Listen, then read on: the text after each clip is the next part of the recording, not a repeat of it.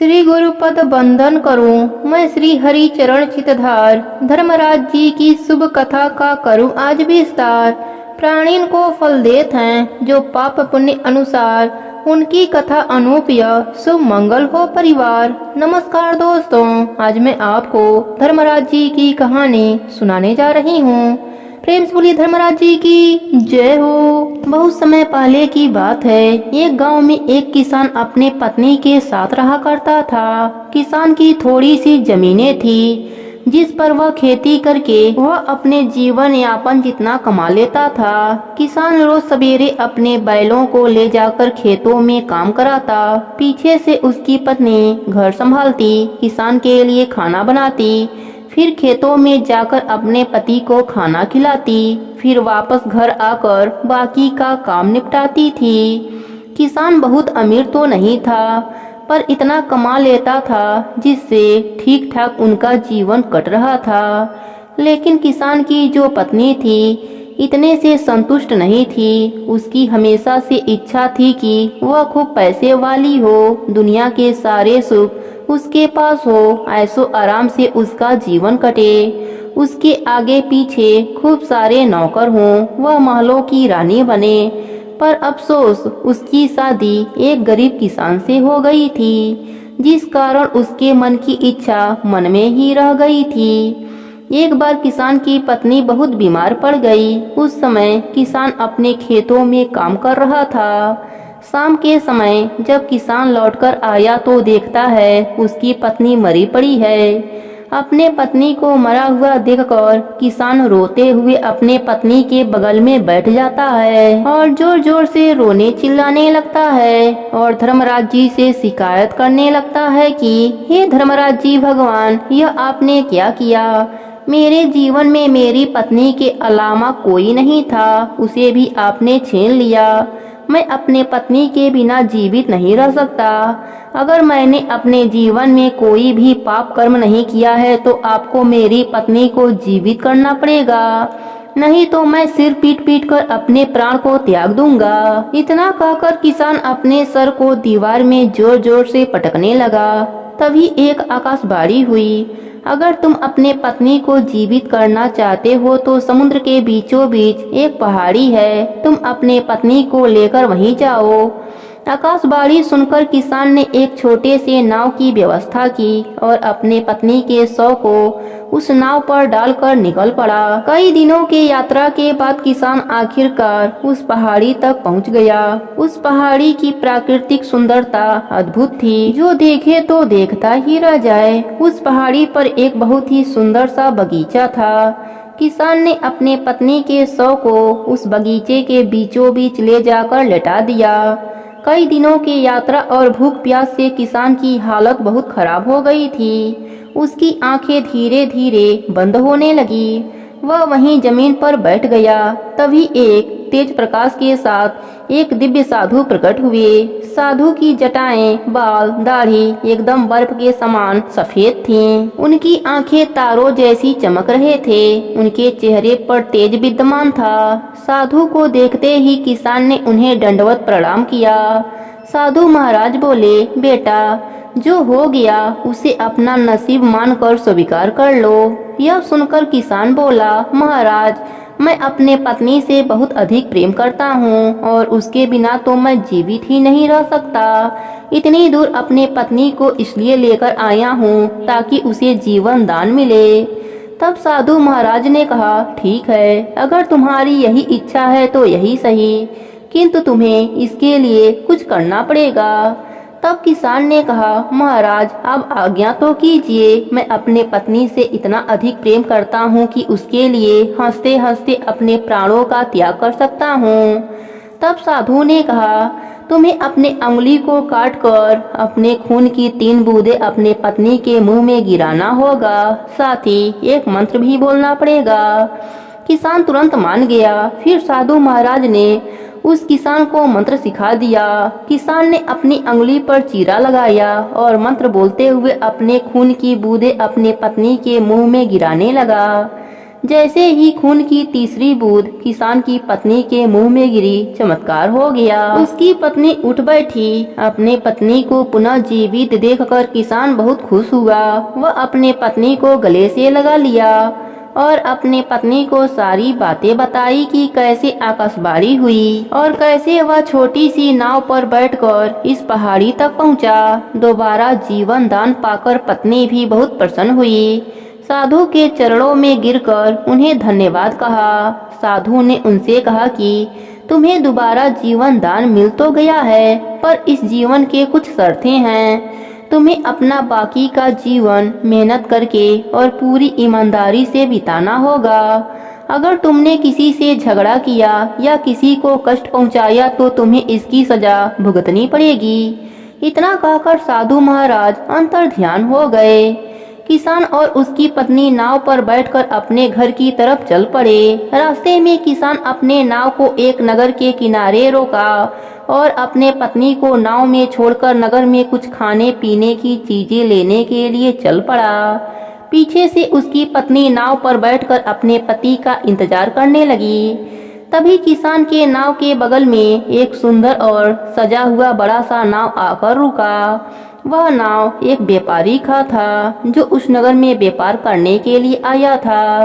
व्यापारी की नजर जब किसान की पत्नी पर पड़ी तो उसकी सुंदरता को देखकर वह मोहित हो गया। व्यापारी ने किसान की पत्नी को अपने नाव पर जलपान करने के लिए आमंत्रित किया। पहले तो किसान की पत्नी ने मना किया, पर व्यापारी के बार बार आग्रह करने पर वह मान गई और जलपान करने के लिए व्यापारी के नाव पर चली गई। जलपान करने के साथ उस व्यापारी ने किसान की पत्नी की तारीफ करना शुरू कर दिया।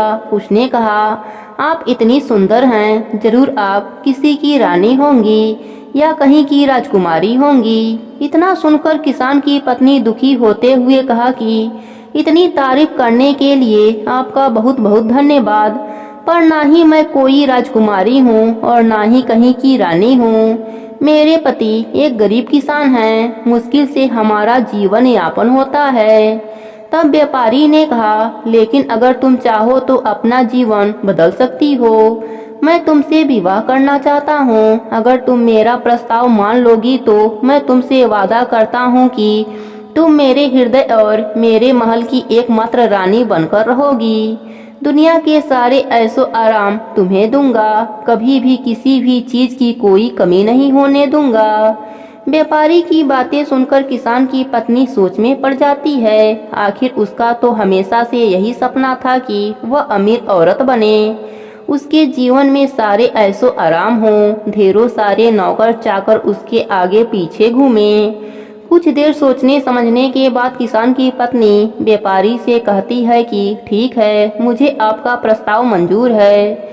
यह सुनकर व्यापारी बहुत खुश होता है और उसको अपने नाव पर लेकर वहीं से लौट जाता है। उधर जब किसान नगर से खरीदारी करके लौटता है तो अपने पत्नी को नाव में न पाकर उसे यहाँ वहाँ खोजने लगता है। तभी एक बूढ़े नाविक ने उस किसान को उसकी पत्नी और व्यापारी की सारी बातें बताता है।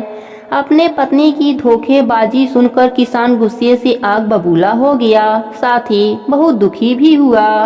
वह तो अपने पत्नी को दूसरा जीवन देने के लिए अपने प्राणों को भी त्यागने के लिए तैयार हो गया था और बदले में उसकी पत्नी ने उसके साथ धोखा कर दिया। किसान ने उस बूढ़े नाविक से व्यापारी के घर का पता पूछा। बूढ़े नाविक का ज्यादातर समय समुद्र के किनारे ही बीतता था, इसलिए उसे आने जाने वाले लोगों की पूरी जानकारी थी। उसने उस व्यापारी का पता किसान को दे दिया। वह तुरंत ही उस व्यापारी के घर की तरफ चल पड़ा और कुछ ही दिनों में पहुंच भी गया। व्यापारी के महल के सामने पहुंचकर उसने बाहर खड़े पहरेदारों से कहा कि जाओ और अपने मालिक को सूचना दो कि मैं उनसे मिलना चाहता हूँ। तभी उस किसान की पत्नी बगीचे में फूल तोड़ने के लिए आ जाती है। सामने अपने गरीब किसान पति को देखकर चिढ़ जाती है। ढिठाई से उसके पास जाकर कहती है, तुम यहाँ क्या कर रहे हो? कहीं तुम मुझे वापस ले जाने तो नहीं आ गए हो? तो सुनो, मैं यहाँ बहुत सुखी हूँ। मुझे अपने जीवन में जो चाहिए था वह मिल गया। मैं तुम्हारे साथ वापस उस गरीबी में नहीं जाना चाहती।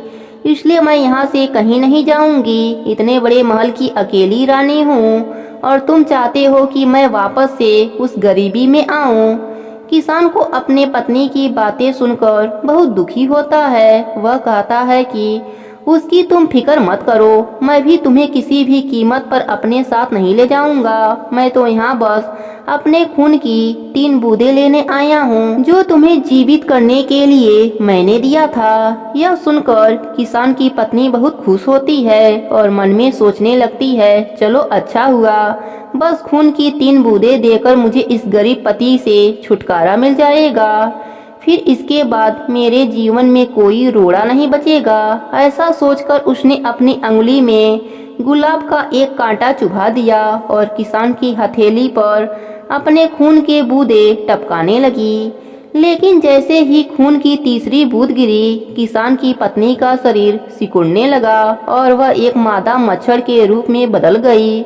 उसे साधु की बातें याद आ गई कि तुम्हें पूरा जीवन बिना छल किए ईमानदारी से बिताना होगा, नहीं तो तुम्हें उसकी सजा मिलेगी।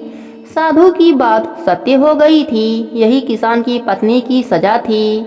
किसान की पत्नी मच्छर बनकर किसान के चारों ओर मंडराने लगी और जोर जोर से भिनभिनाने लगी, जैसे कह रही हो कि मुझे खून लौटा दो, मैं माफी मांगती हूँ, मुझे माफी दे दो।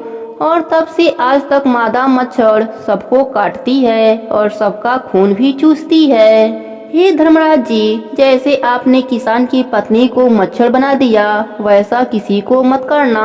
सब पर अपनी कृपा बनाए रखना। प्रेम से बोलिए धर्मराज जी की जय हो। एक समय की बात है, एक राज्य में एक राजा राज्य करता था। वह बड़ा ही धर्मात्मा और दयालु था। उसके राज्य में हरिदास नामक एक ब्राह्मण रहता था। वह तेजस्वी था। उसकी पत्नी भी बहुत सुशील और धर्मवती थी, जिसका नाम गुणवंती था। वह गुणवंती विष्णु भगवान की परम भक्त थी, साथ ही प्रतिव्रता भी थी। उसने सभी देवताओं के व्रत किए, पर धर्मराज जी की सेवा कभी नहीं करी। वह बड़ा ही श्रद्धा से एकादशी का व्रत करती हुई अपने शक्ति के अनुसार दान भी करती रहती थी और अतिथि सेवा से कभी भी विमुख नहीं रही। इसी प्रकार धर्मपरायण व्रत अवस्था में वह मृत को प्राप्त हुई। धर्म के प्रभाव से यमदूत उसे आदर पूर्वक धर्म नगरी ले गए। वहां पहुंचने के बाद चित्रगुप्त जी उसके पूर्व जन्म के की गई पाप पुण्य का लेखा जोखा पढ़कर सुनाया। धर्मराज जी गुणवंती के भक्ति और पतिव्रता देखकर प्रसन्न हुए, पर कुछ उदासी भी उसके मुखमंडल पर झलकती हुई गुणवंती को दिखाई दिया। धर्मराज जी को उदास देखकर गुणवंती ने निवेदन किया, हे प्रभु, कोई बुरा काम नहीं किया, फिर भी आप उदास क्यों हैं? इसका कारण बताइए। धर्मराज जी ने कहा, हे देवी, तुमने व्रत आदि से सब देवों को संतुष्ट किया, परंतु मेरे नाम से तुमने कुछ भी दान पुण्य नहीं किया। यह सुनकर गुणवंती ने कहा, हे प्रभु, मेरा अपराध क्षमा करें, मैं आपकी उपासना नहीं जानती थी। अब आप कृपा करके उपाय बताइए जिससे मनुष्य आपके प्रीति का पात्र बन सके। यदि मैं आपके भक्ति मार्ग को आपके मुख से श्रवण कर वापस मृत्युलोक में जा सकूं, तो आपको संतुष्ट करने का उपाय करूंगी। धर्मराज जी ने कहा, श्री भगवान के उत्तरायण में जाते ही जो मकर संक्रांति आती है, उस दिन से मेरी पूजा शुरू करनी चाहिए। इस प्रकार एक वर्ष मेरी कथा सुने और मेरी पूजा करें। इसमें कभी भी नागा न करें। आपातकाल आने पर भी मेरे धर्म के 10 अंगों का पालन करते रहें। संतोष, क्षमा भाव रखना, नियम द्वारा मन को बस में करना, किसी के वस्तु को नहीं चुराना, मन से स्त्री और पुरुषों से बचना, यानी मन की शुद्धि और शारीरिक शुद्धि, इंद्रियों को बस में रखना, बुद्धि की पवित्रता यानी मन में बुरे विचार न आने देना, पाठ पूजा और कथा श्रवण करना, व्रत रखना और उसके अनुसार दान पुण्य करना, सत्य बोलना, क्रोध न करना, यह धर्म के 10 लक्षण हैं। और मेरी कथा को नियम से सदा सुनते रहें, पढ़ते रहें और यथाशक्ति दान पुण्य और परोपकार करते रहें। जब साल भर बाद फिर मकर संक्रांति आए तब उद्यापन कर दें। सोने के या असमर्थ हो तो चांदी की मूर्ति बनवाकर किसी विद्वान ब्राह्मण के द्वारा पूजन हवन आदि करें। मूर्ति की प्राण प्रतिष्ठा करके पंचामृत से स्नान करा के खडोपचार से उसकी पूजन करें। साथ में चित्रगुप्त जी की भी पूजा करें और सफेद काले तिलों के लड्डुओं का भोग लगाएं उसके बाद ब्राह्मण को भोजन कराएं और बांस की छावड़ी में 5.25 सेर धान ज्वार किसी मंदिर में या ब्राह्मण को भेंट करें। स्वर्ग में चढ़ने के लिए सोने या चांदी की सीढ़ी धर्मराज मंदिर में दान करें। इसी के साथ सुंदर बनी सैया, मुलायम गद्दा, रजाई और तकिया, इसके अलावा कंबल, पादुकाएं, लकड़ी या डंडा, लोटा, डोरी और 5 कपड़े भी धर्मराज जी के मंदिर में दान करें। अगर समर्थ हो तो चित्रगुप्त के नाम से काली या सफेद गाय धर्मराज जी के मंदिर में दान करें। गुणवंती ने धर्मराज जी से प्रार्थना करी, हे प्रभु, यदि ऐसी बात है तो यमदूतों से मुझे छुड़वाकर फिर संसार में भेज दीजिए, जिससे मैं आपके कथा का प्रचार कर सकूं। भगवान धर्मराज जी ने गुणवंती को भूलोक पर वापस जाने की अनुमति दे दी। उसी समय उसके मृत्यु शरीर में हलचल हुई और उसके पुत्र कहने लगे, हमारी माता जीवित हो गईं। इसके बाद गुणवंती ने अपने पति और पुत्र आदि को सारी बातें बताई जो धर्मराज जी ने मनुष्य के कल्याण के लिए कहा था। गुणवंती ने मकर संक्रांति से विधिवत धर्मराज जी की पूजा की और कथा आरंभ कर दी। साथ ही दान पुण्य आदि कर्म भी करने लगी। इस प्रकार गुणवंती साल भर कथा सुनकर धर्मराज जी के 10 अंगों का पालन करके पुनः मृत्यु उपरांत वापस स्वर्गलोक में गई। तब देवताओं ने गुणवंती का आदर किया और सदा स्वर्ग के भोगों को भोगो ऐसा आशीर्वाद दिया। हे धर्मराज जी महाराज, जिस प्रकार आपने गुणवंती को मार्ग दिखलाकर उस पर आपने कृपा करी, उसी तरह आपके कहानी कहने वाले, सुनने वाले, हुंकारा भरने वाले, आपकी पूजा करने वालों पर भी अपनी कृपा सदा ही बनाए रखना। प्रेम से बोले धर्मराज जी की जय हो।